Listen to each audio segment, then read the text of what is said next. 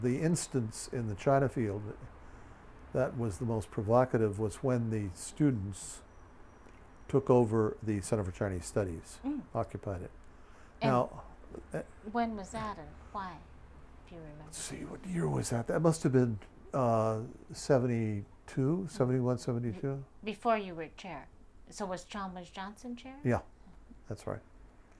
Well, he was another Scalapino. You said that Yeah, that's right, that's right.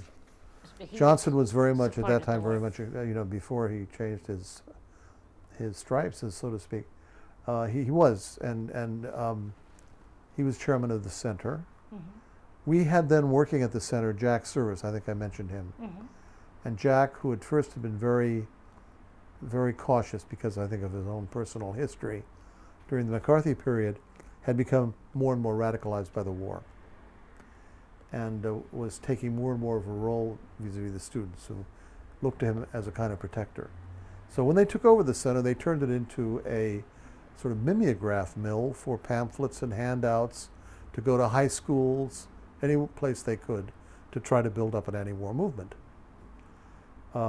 They also, the center was down on Shattuck then, they also hung out of the window of the center a long scroll along a banner with a, Venceremos and some revolutionary slogan.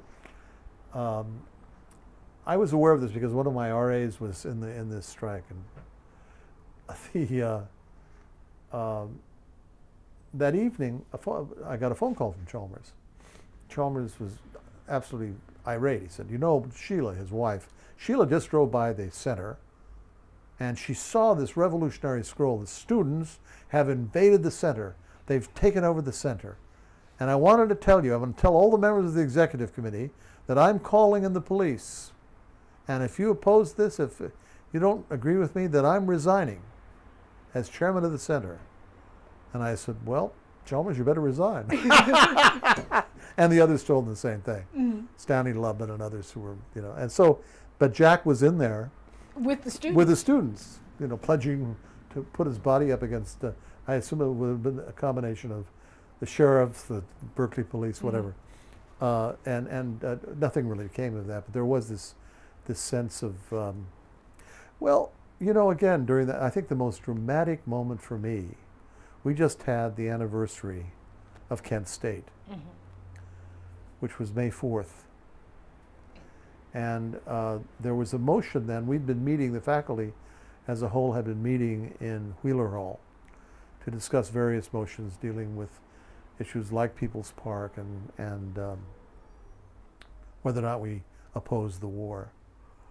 The meetings were, when you went into the meeting, there was a crowd of students sitting outside of it, led by Mario Savio.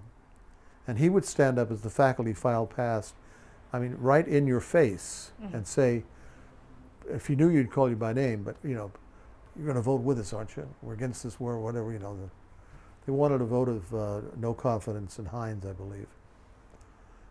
And in order to avoid that kind of confrontation, the head of the academic senate decided to hold the meetings, or a meeting up in I House in that little auditorium, which is barely large enough to hold the academic senate members. So we all trooped up there that afternoon, and there was a motion before them, I believe, censuring the government for the Vietnam War. And a number of people opposed that, especially engineers and some of the scientists. The social science and humanities groups tended to be in favor of taking this vote. And there was sort of a flurry of debate, and then I forget who came in, but someone came in and said, I have to make an announcement. And they announced that at Kent State, they announced what had happened at Kent State. And God, it was just a long silence. And then someone moved the motion, and of course the motion went through. So there was a sense of, the country was kind of falling apart. Wow, I remember that. That sense of real, and that was very strong here, I think very strong. But it was, it didn't get nasty like Columbia. Among the faculty, you mean? Among the faculty and the students, or Cornell, where they occupied the gym, remember, and they almost brought in. They almost fired. I mean, for a bunch of us, I think the big most frightening moment was that moment in Sproul Plaza when they gassed the crowd. Yeah. I was really scared that day because yeah, I kept thinking, as you know, we were told.